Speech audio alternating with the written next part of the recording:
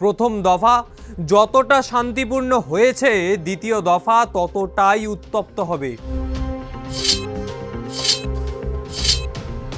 এই বিধানসভাগুলোর মধ্যে একটিতেও কোনোবারেই বিজেপি জিততে পারেনি।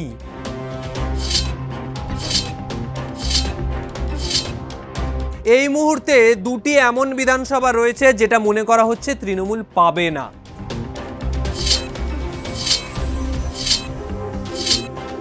সেই দক্ষিণবঙ্গে তৃণমূলের দুর্গ, তৃণমূলের গড় ভাঙার লক্ষ্যে একাধিক মন্ত্রী পরিষদ বসিয়ে দিয়েছেন।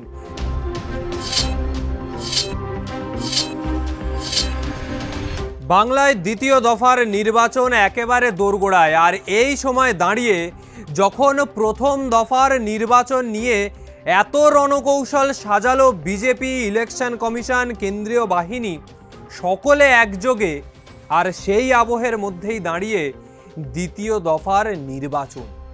এই নির্বাচন অনেকে মনে করছে যে শান্তিপূর্ণ হবে না। প্রথম দফা যতটা শান্তিপূর্ণ হয়েছে, দ্বিতীয় দফা ততটাই উত্তপ্ত হবে। কিন্তু আদপে কি তাই?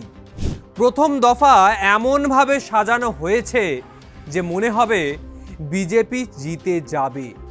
কারণ 2021 নির্বাচনের কথা যদি বলি, 2021 বিধানসভা নির্বাচনে 8 দফায় নির্বাচন করানো হলো। সেই করোনা মহামারীর আবহে 8 দফায় বাংলার মানুষকে লাইনে দাঁড় করিয়ে নির্বাচন করালো এই জ্ঞানেশ কুমারের নির্বাচন কমিশন।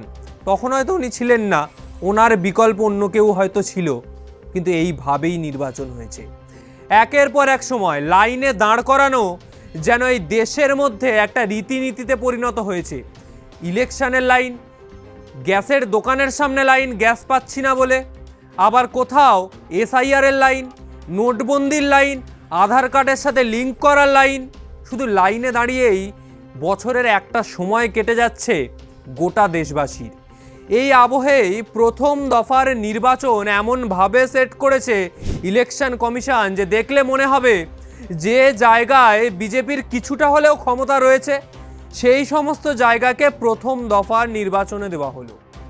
যেমন উত্তরবঙ্গ, বাঁকুড়া, 2 মেদিনীপুর, অর্থাৎ বোঝাই যায় এই জায়গাগুলোতে বিজেপির একটা সামান্য হলেও ক্ষমতা রয়েছে। কিন্তু দ্বিতীয় দফার নির্বাচনে যে সমস্ত কেন্দ্রগুলো রয়েছে সেখানের একটিতেও বিজেপি এর আগে সেইভাবে ভালো ফলাফল করে আসতে পারেনি। যদিও বা কোথাও কোথাও এসছে, খুব বেশি ভোটের ব্যবধান নয়। আর এই জায়গায় প্রথম দফার নির্বাচনের পরই বিজেপি মনে করছে যে তারা 110 পেরিয়ে যাবে। দ্বিতীয় দফার নির্বাচনে সেই যে হই হই রব, আমরা ম্যাজিক ফিগার পেয়ে যাচ্ছি, এই রব তুলে দ্বিতীয় দফার নির্বাচন থেকে কিছুটা যদি কুড়োতে পারে, তবে ম্যাজিকের মতো ভ্যানিশ না হয়ে যায় এই ভ্যানিশ কুমারের বিজেপি, সেটাই প্রশ্ন। কারণ দ্বিতীয় দফার নির্বাচন অত্যন্ত গুরুত্বপূর্ণ তৃণমূলের কাছে এবং বিজেপির কাছে। সিপিএম, বাম, কংগ্রেস ছেড়েই দিলাম এই মুহূর্তে। বিজেপির কাছে কেন গুরুত্বপূর্ণ? প্রথম দফার নির্বাচনের পরে যখন দ্বিতীয় দফার নির্বাচন হচ্ছে, তখন নিজেদের সর্বশক্তি দিয়ে প্রতিটা জেলাকে সাজিয়ে নিল।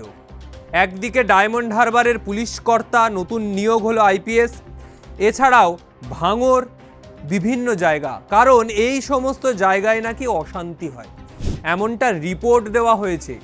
জাহাঙ্গীর খান, তৃণমূলের প্রার্থী ফলতার, তার বাড়ির সামনে গিয়ে অজয় পাল শর্মা আইপিএস, উত্তরপ্রদেশে যোগীর সিংঘম, তিনি গিয়ে ভাষণ দিচ্ছেন, তিনি গিয়ে ভয় দেখাচ্ছেন ভোটারদের, এই অভিযোগ তৃণমূল করছে।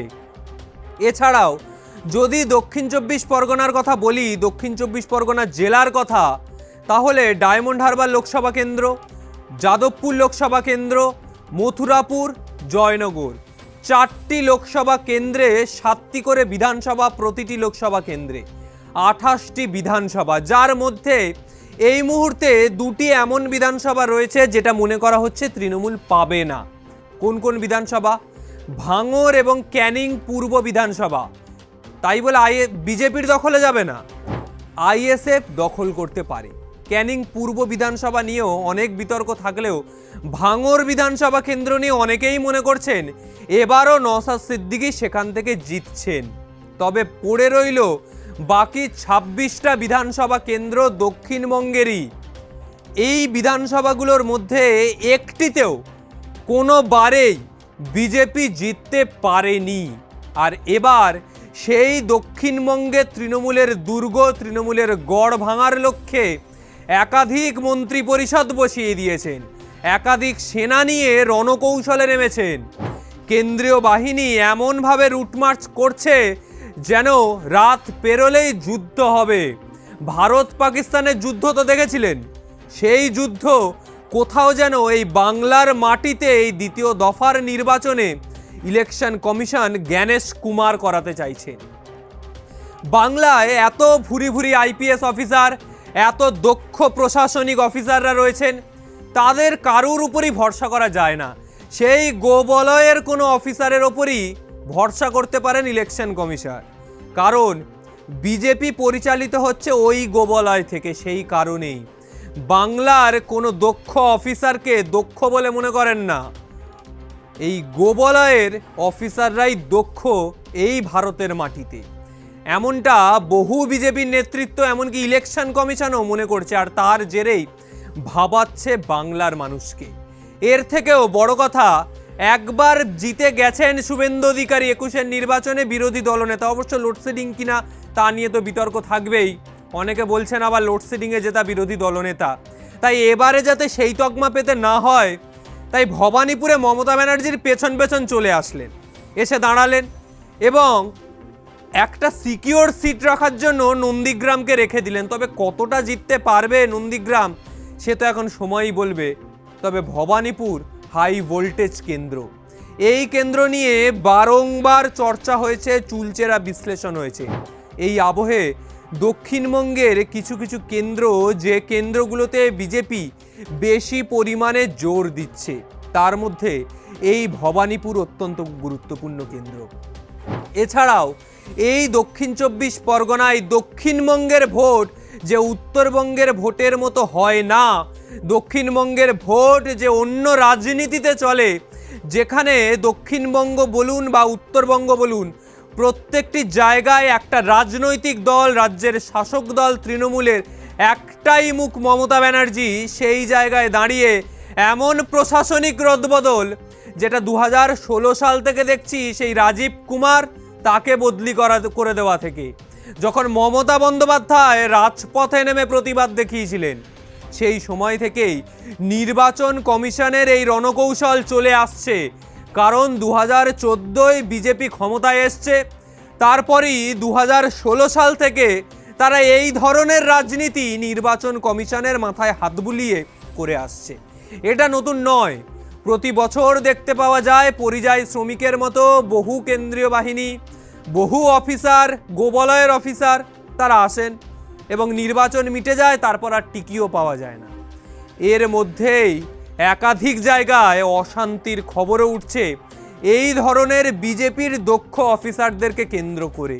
কোথাও মদন মিত্র, কোথাও অর্জুন সিং নিজেই ক্ষোভ দেখাচ্ছেন, আবার কোথাও সিপিএম হোক বা কংগ্রেসের অন্যান্য প্রার্থীরা।